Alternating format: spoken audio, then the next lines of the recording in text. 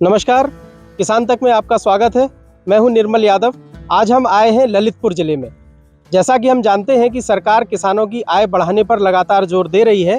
किसानों को उनकी नई नई तकनीक, खेती के तरीके और पद्धतियां बताए जा रहे हैं जिससे कि उनकी आय में बढ़ोतरी हो।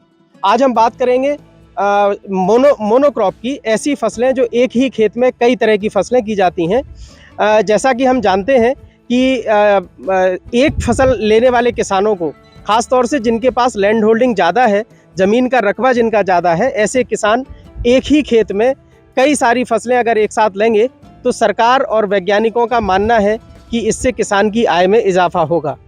बड़े खेत, बड़ी लैंड होल्डिंग वाले किसानों के लिए अब इस तरह का एक चलन बढ़ता जा रहा है कि वो अपने खेत में गेहूं या धान या किसी एक फसल को लेने के अलावा कई सारी और भी उपज कर रहे हैं। उनमें सब्जियों की फसल है, उनमें बाग हैं जिनमें फल लगते हैं, और इसके अलावा जो पारंपरिक तरीके से गेहूं और धान की फसलें होती हैं वो भी की जा रही हैं। आज हम ललितपुर ज़िले के एक गांव में आए हैं। इसका नाम है, आप ही बताइए। खैर, आपका बरवारी स्वागत है आपका निर्मल जी। आपका क्या नाम हुआ? धर्मेंद्र सिंह राठौर, रारा जी। आप जरा इस फार्म के बारे में बताइए कि आप कितने एरिया में और कितने तरह की फसलें इसमें कर रहे हैं। अभी मैं पहली साल से ही इसमें, अभी जो कृषि विभाग से और उद्यान विभाग से प्रोत्साहन मिला कि इस फसल को कीजिए, तो हमने अभी टमाटर, तरबूज, ककड़ी, लौकी, खरबूजा ये सब किया है 2.5 एकड़ में जी। बाकी पूरा फार्म का कितना रकबा है? 17 एकड़ का रकबा है इसमें जी। इससे पहले तक आप क्या करते थे इसमें? इसमें हम लोग केवल गेहूं, पारंपरिक फसलें करते जो थे। पारंपरिक फसलें हैं वही करते थे जी।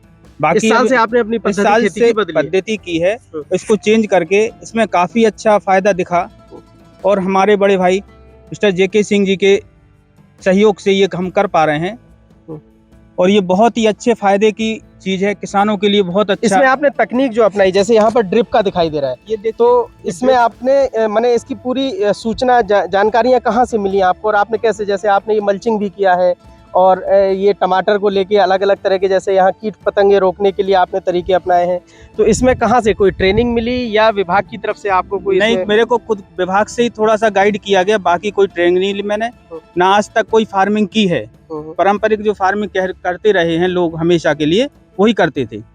मल्चिंग का मैंने खुद ही अपने नॉलेज से अपना ये सब थोड़ा सा सहयोग मिला, महेंद्र जी का जो टीकमगढ़ से हैं, उनके माध्यम से ये हो पाया है। तो इसमें आप बताइए कि कितने कितने रकबे में, एरिया में आप कौन कौन सी सब्जी कर रहे हैं, और इनकी अब उपज जब आएगी तो आप इसको फिर कहाँ ले जाएंगे, बाजार में कैसे बेचेंगे? ये हमने अभी 1 एकड़ में टमाटर कर रखा है, 1 एकड़ में हमारा खरबूजा, तरबूज है, ये टमाटर है जी। कौन सी किस्म, ब्रीड है इसकी, किस्म क्या है? ये देसी टमाटर है या हाइब्रिड है? नहीं, ये 1015 है। अच्छा, इसकी उपज अच्छी होती है? हाँ, अच्छी फसल होती है जी। और फिलहाल फिर पहली बार लगाया तो थोड़ा सा ग्रोथ का भी पता लगेगा। हर एक फ्रूटिंग इसमें लगभग कंपनियां बताती हैं कि 10 किलो लगने का है, लेकिन हम एवरेज मानते हैं 7 किलो पर पौधे में निकलेगा जी। हमारे 9,500 प्लांट्स लगे हुए हैं इसमें जी। ये जैसे कि आप देख पा रहे हैं, बांस का आपने पौधों को सहारा देने के लिए सपोर्ट दिया हुआ है। ये तो इसकी आप लोग आपूर्ति कहाँ से होती है? बांस कहाँ से लाते हैं? बांस तो मार्केट से ही लेना, किसानों से ही लेना पड़ते हैं। अच्छा। बाकी यहाँ मार्केट में तो बिकता नहीं है वैसे, किसानों से ही लेकर के किसानों की आय भी इससे बढ़ जाती है। तो क्यों, किसान से परचेज करेंगे तो उसका भी 2 पैसे का फायदा होगा। इस तरीके से ये कर रहे हैं। तो इसमें आपकी टोटल, जैसे हम अगर सिर्फ अभी सब्जी की बात करें, जी, लागत कितनी आई इसमें? सब्जी की 1 एकड़ में एवरेज लागत 1 लाख रुपए आ रही है। और पारंपरिक जब आप फसलें करते थे उसमें कितनी? उसमें 15,000 20,000 रुपए एकड़। 20,000? हाँ। लेकिन उसमें जो आपकी उपज होती थी उससे आय कितनी होती थी? आय तो आप समझो कुछ पता ही नहीं, आय का तो कुछ रहता ही नहीं था। आप ये समझो कि 25% हमारी आय होना चाहिए थी, तो आज इसमें आपको 50% से अधिक आय हो रही है। अच्छा, आपको उम्मीद है कि आपको इससे, क्योंकि आप पहली बार कर रहे हैं? बिल्कुल उम्मीद है, कैलकुलेशन पे काम कर रहे हैं। जैसे कि आप मार्केट में जो व्यापार कर रहे हैं, हम व्यापार पद्धति पे काम कर रहे हैं, टोटल ही व्यापार पद्धति पे, कि इसको हमने एक मोटिवेशन बना के इस तरह से बनाया है कि इसको आप अच्छे से अच्छे किसानों को दिखा सकें, किसानों को अधिक से अधिक आमदनी हो सके।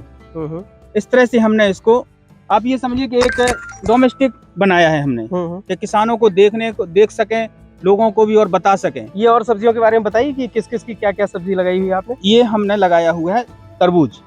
ये तरबूज है? हाँ, ये तरबूज है, आगे चल के खरबूजा है, यहाँ आपका ये देखिए तरबूज है, फ्रूटिंग होने लगी है इसमें, आप देख पा रहे हैं। और इस समय पौधे भी स्वस्थ हैं, आप देख पा रहे होंगे कि बहुत अच्छे से स्वस्थ पौधे हैं।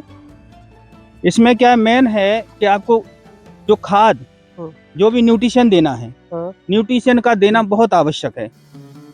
ये किस चीज का है? ये खीरा है, ये खीरे की पौध है जी।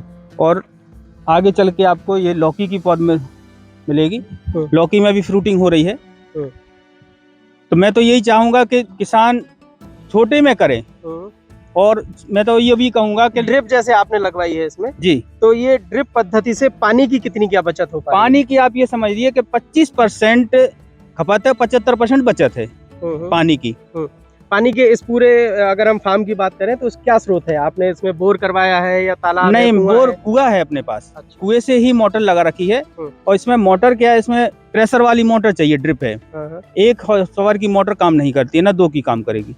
इसमें 3 या 5 हॉर्स पावर की मोटर काम करेगी। जी जी, इस तरह से इसको करना है। अच्छा, और आपने नए तरीके क्या अपनाए हैं खेती के? क्या सोलर पद्धति पर आप गए हैं? नहीं, सोलर पद्धति पे आना है। अभी हमने उसको अप्लाई कर रखा है सोलर पद्धति। मैं किसानों से यही कहूंगा कि लाइट में जो रात भर किसान जाग रहा है, लाइट के लिए परेशान हो रहा है, उससे अच्छा है सोलर प्लांट के लिए आप अप्लाई करें। गवर्नमेंट में काफी योजनाएं हैं जिसमें आपको सब्सिडी मिल रही है, आपको 50% और 70% सब्सिडी मिल रही है। जिस तरह से देखा कि धर्मेंद्र जी ने जो बात बताई उससे ये समझ में आई है कि अगर हम अत्याधुनिक तरीके से खेती करें, किसान अगर इसको अपनाता है तो उसमें संसाधनों की भी बचत है, श्रम की भी बचत है, और आय का जो स्रोत है वो बढ़ता है, उससे आय बढ़ने की संभावना ज़्यादा रहती है। अभी तक जो बुंदेलखंड जैसे इलाके हैं या यूपी के जो अन्य क्षेत्र हैं, वहाँ पर किसान मोनोक्रॉप की तरफ काम कर रहे थे, लेकिन अब जो है वो मल्टी क्रॉप की तरफ बढ़े हैं। और ख़ास तौर से बड़ी लैंड होल्डिंग वाले, बड़े खेत वाले जो किसान हैं, जिनके पास 5 एकड़, 10 एकड़ या 15 एकड़ तक का अपना फार्म है, उसमें वो एक साथ कई सारी फसलें कर रहे हैं। जैसा कि हमने देखा कि इधर अभी सब्जी की बात है, इसी फार्म में इन्होंने फलों के बाग भी लगाए हैं और पारंपरिक तरीके से जो खेती होती है गेहूं, धान वगैरह, उसको भी ये एक साथ कर रहे हैं। तो इस प्रकार इस फार्म में 17 एकड़ के फार्म में अभी 8 तरह की फसलें इनके द्वारा ली जा रही हैं। उसमें अगर मैं गलत नहीं हूँ तो जैसा कि इन्होंने हमें बताया कि गेहूं, जवा, चना, मटर और सरसों एक साथ लगी हुई है। इसके अलावा 5-7 सब्जियां भी आपने लगाई हुई हैं। 5 प्रकार की सब्जियां लगा रखी हैं जी, जिसमें आपका टमाटर है, खरबूजा है, तरबूज है, लौकी है, ककड़ी है जी। ये फर्स्ट बार ही कर रहे हैं हम, और जो बहुत ही अच्छा रिस्पांस मिला है हमको जी। बहुत ही उत्साहित है किसान, और हम बात करेंगे इनसे अभी जब ये अपने बाग में हमें लेकर चलेंगे। और इसके अलावा जो यहाँ पर इन्होंने गेहूं और धान के साथ अन्य फसलें करते हैं, तो पूरे बाग को जिस तरह से इन्होंने डिज़ाइन किया है, इनकी डिज़ाइनिंग को भी हम समझेंगे। किसान तक के लिए निर्मल यादव। हमसे है दुनिया, हमें कुछ करके दिखाना है। मिट्टी मेरी, सेहत मेरी, खेती का नया जमाना है। किसान तक, खाना है तो उगाना है।